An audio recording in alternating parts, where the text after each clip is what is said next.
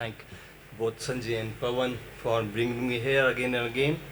And really, I am enjoying thoroughly the morning uh, consult lectures on diabetic foot infections. And I'm going to skip few of my slides because many of things has been already dealt by my previous speakers also. The topic that I'm going to deliver is approach to diabetic foot with a cellulitis and lymphedema. Why we should have this topic in Podocon? Because to educate clinicians or on underlying causes, symptoms, complications of cellulitis and lymphedema also, we should equip our physicians with effective strategies and techniques in managing these two conditions which are very, very common. Recognize early signs of edema, lymphedema and promoting timely measures to prevent complications. This I am going to skip. 20% of the hospitalization is due to cellulitis and lymphedema both combined. But importantly, we must go back and we should inspect that diabetic foot is vulnerable for infections. Why it happens? If you see the risk factor, right from the beginning you can have cardiovascular risk factor. They are unique and they are always there in diabetic patients. Hyperglycemia per se, there can be dyslipidemia, that can be hypertension, that can also be there, and smoking. There is additional mechanism implicated in non-healing of wounds because of lot of things that happens inherently. Inflammation, all those macrophages, lymphocytes, neutrophils, they are just dysfunctional. Similarly, the vascular cells or the smooth muscle cells and also your fibroblasts, keratinocytes, they are also dysfunctional, ultimately leading to impaired redox balance. Angiogenesis is impaired and there is tissue hypoxia and the vessel reactivity is abnormal. Advanced glycation end products are formed and that leads to impaired wound healing.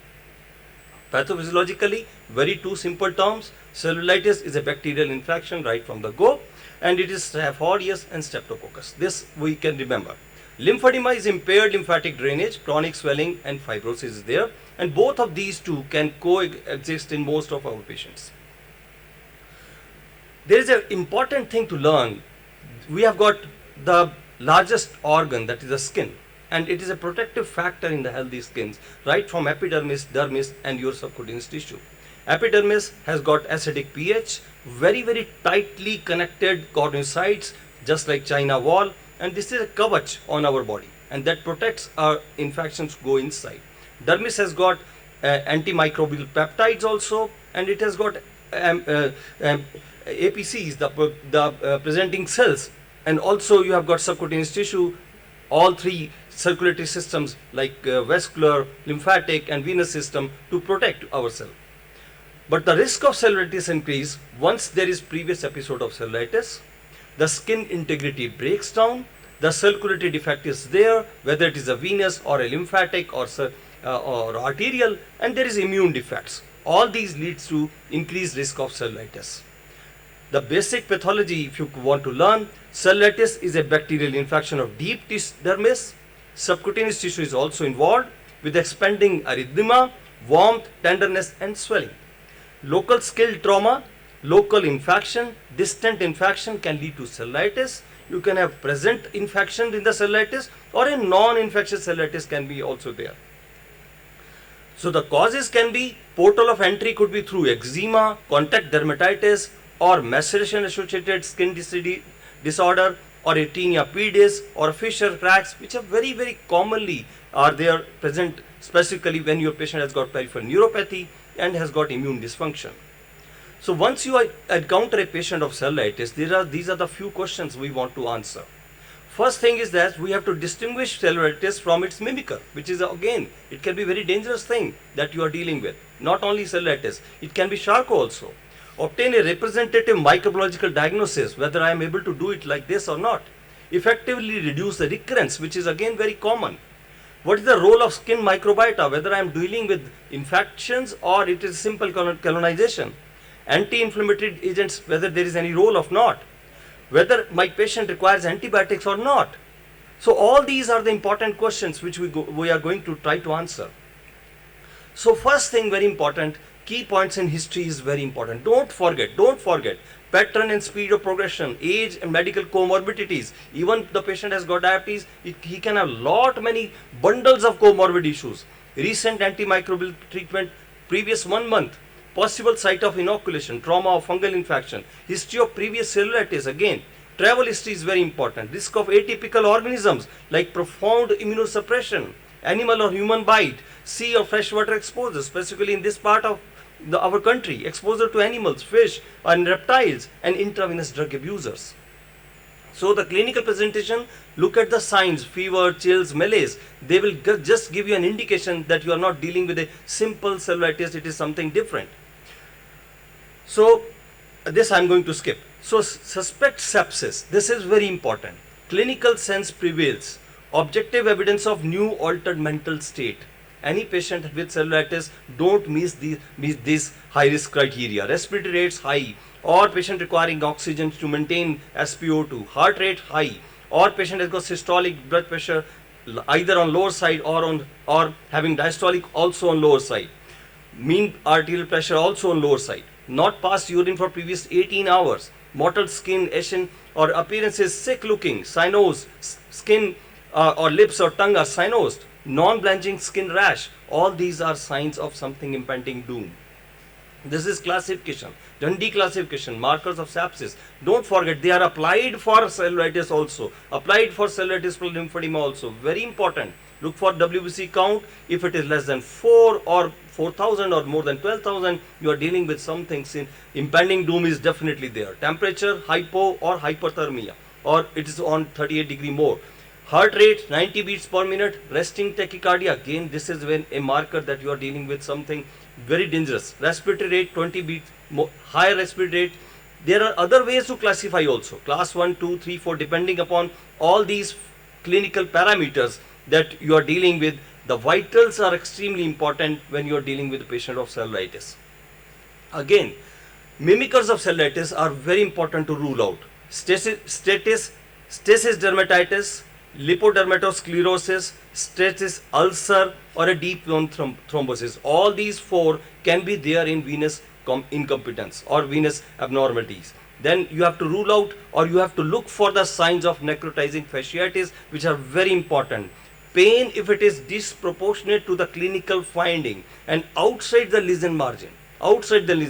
Then rapid onset, systemic toxicity, all those classifications that I've just given you. Bulle formation is there, purple or blue discoloration of skin is there, and cutaneous crepitations are there. These are definitely indication to call your surgeon friend, otherwise you will be losing your patient, because this patient will be having limb threatening to life threatening infection. These are the mimickers commonly seen.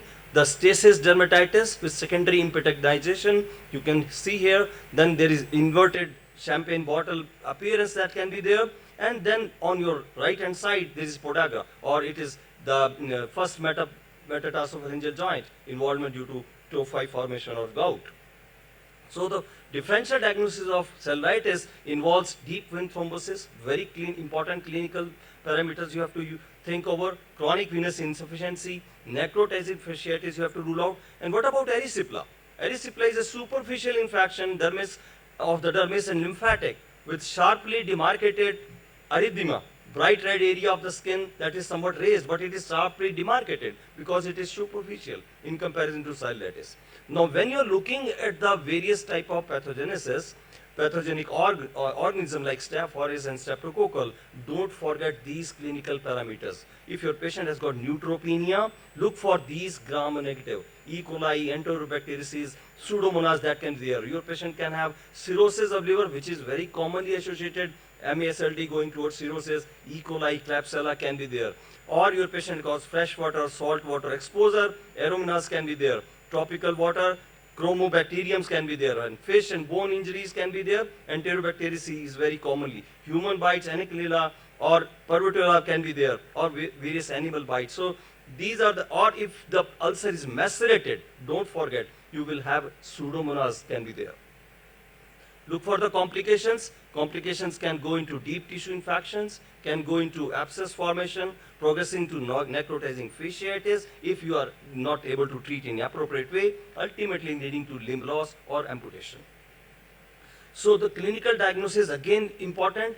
Bedside clinical test, a leg raise test can be helpful. If the patient lies in a horizontal position with a leg raised to 45 degree, for 1 to 2 minutes, the cellulitis will persist but usually disappear with other conditions such as vascular disease. So this is the bedside tool you can use in your practice. Then various lab tests, but don't go to fancy tests. Only CBC, CRP and ESR will tell you the infection marker. Usually no need of procalcitonin, but if you are in doubt, that can be also helpful. Wound swabs, cultures, identify, but swabs are dicey terms, so go with a tissue culture, that is important. Doppler ultrasound to check for the DVT. This is again very important. X-ray, the best tool that you can use. Yes, there can be other tools to go for specifically looking for osteomyelitis, but don't forget to get X-ray. It can give you many information. Specifically, this type of patient having swelling around the foot and ankle, painless neuropathic foot, in absence of pain, with or without history of trauma, don't forget, you can have this time in this demon inside. That can be an X-ray is mandatory. You find there are fractures at multiple metatarsals, and this can be acute Charcot, and don't delay the management according to the Charcot foot. Management principles are very simple. It has to be multidisciplinary approach. Infection control is required, wound care, offloading, and importantly, glycemic control. These are the things which I am going to switch. And empirical therapy is based on severity of the issue. Whole patient you have to see. Don't look at only the wound or the area of cellulitis. Whole patient you have to analyze. Based on the severity, local resistance pattern you must know.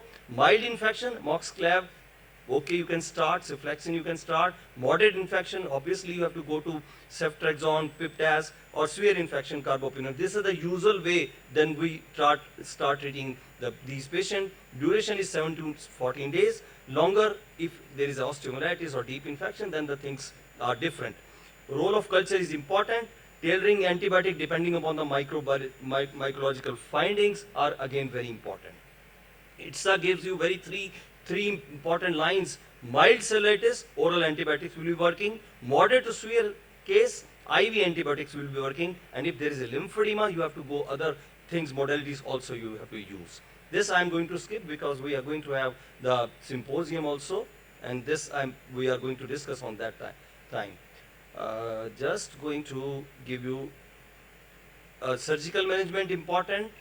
When you find that you require debridement, drainage of abscess, don't delay. These are the patients, they will worsen within few days. So don't delay the surgical managements, and early detection is important.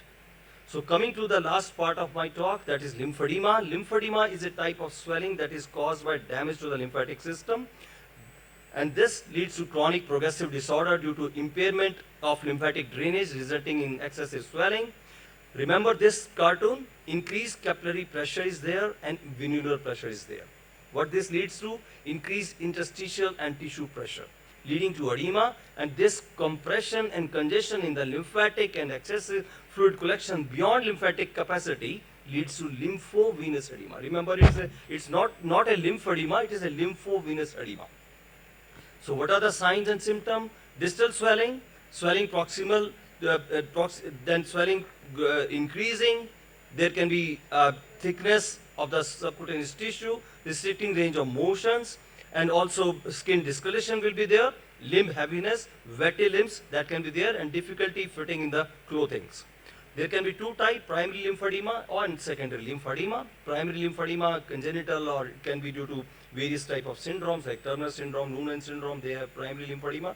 But clinician, you should differentiate between phlebolema, that is venous stasis edema, that you can see from here, and whereas lymphedema involves the whole of the foot and also the ankle area is involved, whereas lipedema doesn't involve the foot part. That is important. So phlebolema will be there will be induration, there will be hyperpigmentation, ulcer formation on the medial side, medial malleolus area, and hyperpigmentation will be there, whereas hyperkeratosis and pachyderma will be there in a lymphedema. Lipedema, you will not have all these things. Stemmer sign will be positive in lymphedema, and the stemmer sign is when you are pinching the skin at the second toe, at the base of the second toe, you will not be able to do, that is lymphedema. Where there are various stages of lymphedema. Mild lymphedema is there, patient is having, when patient is moving or patient is standing, having some amount of swelling, it goes off once patient lies supine. that is stage 2, this is increasing and pitting edema is there. Stage 3, when there is decreased pitting but edema is increasing and there is soft tissue proliferation, and then there is elephantiasis. So to assess, another thing important, check the diameter of the limb circumference. If it is more than 20%, this is moderate to severe lymphedema. Lymphatic drainage is important, choosing for the right graduated compression levels. This is the first tool that you use for patients with lymphedema. Tighter in the lower, then coming up, it is somewhat lesser tighter. Another thing, surgical management is there. Various type of anastomosis like lymphovenous, vascularized lymph node transfer also, and combination of these surgical modalities can be done. So this one case study is just 2 slides. Diabetic foot with a cellulitis and lymphedema, both can be present in your patient very, very commonly. So what this patient is being treated with antibiotics, with wound debridement, with compression, and optimized glycemic control. Concluding my talk, early diagnosis and aggressive management is very, very important to improve the outcomes. It's a multidisciplinary approach. Don't think it is a simple cellulitis. Always look to your patient as a whole and approach in an appropriate way. So this type of approach prevents complications. Prevention is a key to reducing diabetic foot infection, and every time you educate your patient regarding healthy foot care and foot wear advice. Thank you.